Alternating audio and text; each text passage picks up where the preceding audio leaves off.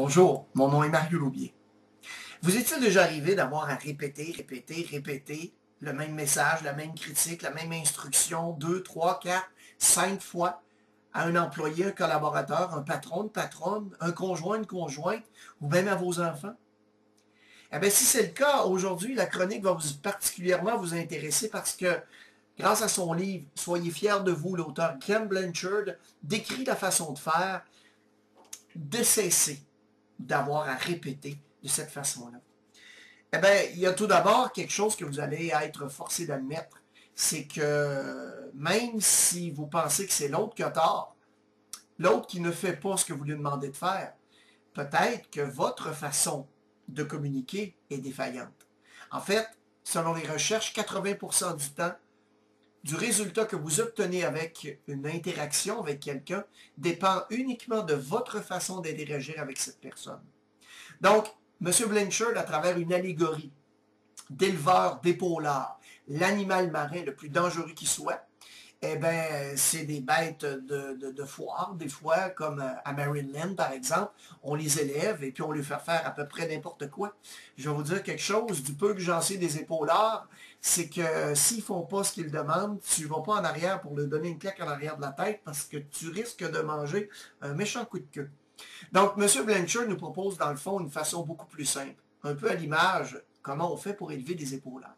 Et cette méthode, c'est la voici. Donc, premièrement, il faut être très, très spécifique sur le comportement qu'on veut voir changer. Donc, par des comportements très clairs, on va se poser la question, est-ce que je veux que ça se reproduise?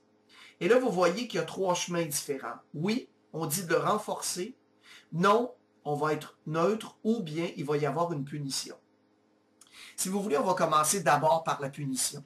Parce que c'est seulement que de 2 à 3% des interventions qu'il y aura une punition. On parle ici d'un avis verbal, un avis écrit, une suspension en termes de punition. Dans le domaine des enfants, ben, ça sera des punitions en termes de va t'asseoir quelques minutes dans le coin.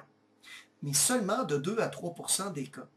Donc, si je fais un chiffron, dans 95% de vos interventions, ça va se distribuer entre le neutre et le renforcement.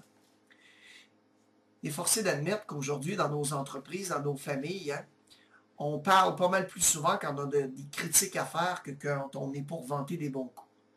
En fait, encore une fois, selon les recherches, 80% du temps d'une intervention d'un parent, d'un patron, d'une patronne, d'un collaborateur, d'un collègue, eh bien, c'est pour critiquer quelque chose, amener du négatif. 20% du temps, c'est pour faire ce qu'on dit du renforcement positif. Hey, belle journée hier. En fait, les entreprises à succès ont décidé d'inverser ces deux paramètres-là. 80% du temps de renforcer les comportements, donc s'éviter d'avoir à répéter et vivre des problématiques par la suite. Donc, allons voir comment on s'y prend. La première des étapes qu'il faut être quand on annonce le renforcement d'un comportement, il faut être très précis sur ce qu'on a vu ou entendu. Par exemple, Marie, hier, je t'ai vu répondre à Mme Tremblay. C'est vrai qu'elle parlait fort, hein? Mais ce que j'ai bien aimé dans ton approche, c'est que tu as gardé un ton de voix plus bas qu'elle. Tu as gardé un bon contact visuel, puis tu as vraiment pris le temps de l'écouter. Tu hochais la tête, tu faisais de l'écoute active avec la personne. Avec le résultat qu'à un moment donné, elle s'est calmée, et puis tu as pu apporter résolution à son problème. Allez, félicitations Marie. Une chance qu'on en a des comme toi.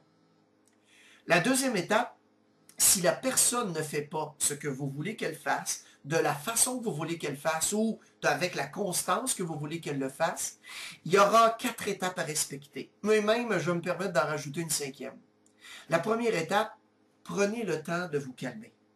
Parce que si vous intervenez, par exemple, en disant « Hey, qu'est-ce que tu as fait là? » ou « Hey, qu'est-ce que tu as pensé? » Juste avec le doigt. En partant, vous venez de faire, excusez-moi l'expression, mais un shutdown de l'autre côté. Vous n'aurez plus aucune influence. Donc, prenez le temps de vous calmer. Deuxièmement, soyez très spécifique sur les comportements que vous voulez voir corrigés. Ensuite, ce que vous devez faire, c'est d'expliquer les conséquences du comportement reproché. Ensuite, vous allez demander un plan d'action à la personne, donc d'écrire vos attentes dorénavant. Et finalement, vous devez réitérer la confiance. Donc, à quoi ça pourrait ressembler? Allons-y avec un autre exemple. Marie, je voulais te parler concernant ta transaction que tu as eue avec Mme Tremblay hier. C'est vrai qu'elle parlait fort. Sauf que tu n'as pas pris le temps de bien l'écouter. Tu la fuyais du regard. Tu as même, à un moment donné, haussé le ton de voix à pareil, même chose qu'elle. Avec le résultat qu'à un moment donné, elle s'est retournée puis elle a quitté l'établissement. Marie, tu sais que Mme Tremblay, ben, ça va vite, hein? Donc, elle ne fera pas des bonnes références. Elle va probablement en parler à ses amis qui sont déjà bonnes clientes ici. Donc, ce que je m'attends de toi dorénavant, Marie, dans une situation semblable, quand quelqu'un est en colère, premièrement, prends-le pas contre toi. La personne en a contre la situation. Donc, essaie de séparer les deux. La deuxième des choses, c'est dans un cas comme ça, parle toujours un ton de voix plus bas que la personne. Garde un bon contact visuel. Vas-y avec l'écoute active en hochant la tête. Et ce que tu peux faire aussi, dans des cas extrêmes, quand tu verras que tu perdras, que tu es à la veille de perdre le contrôle, viens me chercher. Je vais être en mesure de t'aider dans des cas comme ça. Marie, ça fait 5 ans que tu travailles avec nous autres. Tu es une collaboratrice hors pair. Il faut juste faire attention, des fois on échappe la balle. Hein? On est tous humains. Je compte sur toi. Donc, c'est à ça que ça peut ressembler un peu une intervention qu'on dit neutre ou est-ce qu'on a une action à corriger. Là-dessus, eh bien, soyez fiers de vous de Ken Blanchard.